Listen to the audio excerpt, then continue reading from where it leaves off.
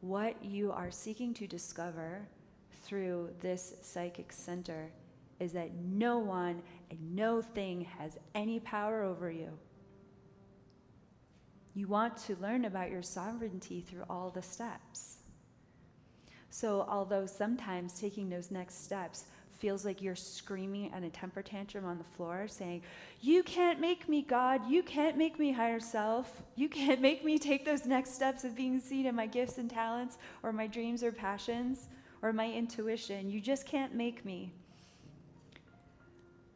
The reality is like that's you fighting you.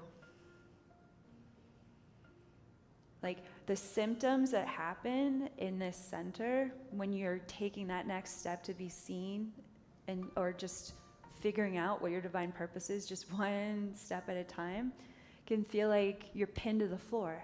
Who's ever felt that feeling? Can't get to my computer, I'm too busy pinned to the floor.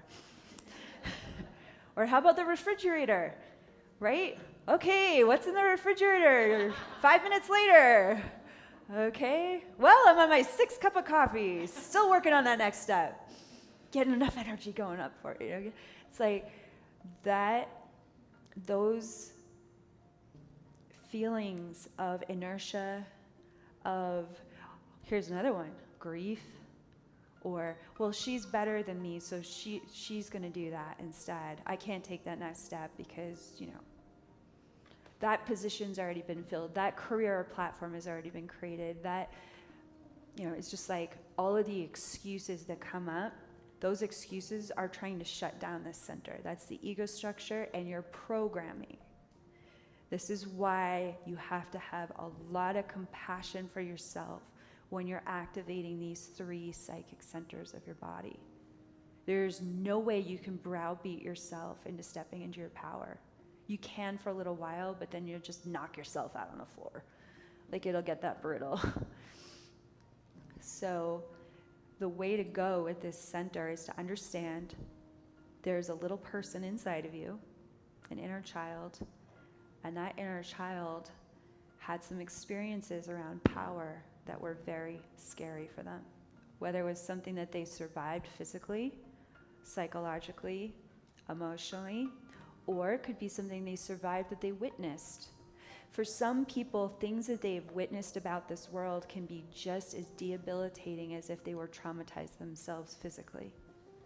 And it doesn't mean that that pain or suffering is anything less than, you know, somebody getting punched across the face.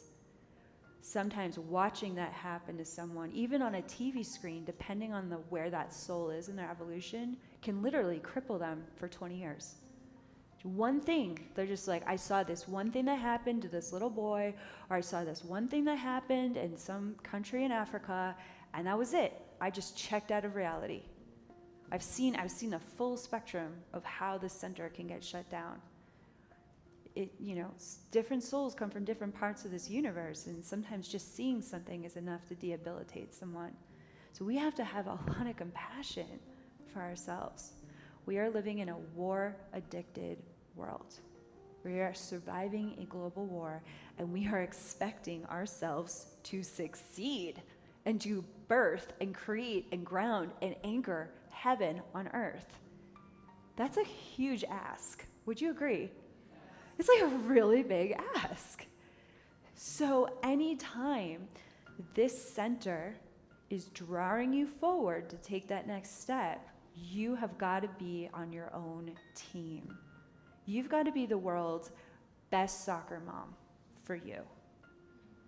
You've got to be like, baby, you were the best player out there. Oh my God, you killed it today. You know, I have all your sandwiches and all the crusts are off, and here's your favorite soda or whatever. You know, it's just like, and your favorite song, and here's the sign that I was cheering you with. Like, that's how you got to be to yourself.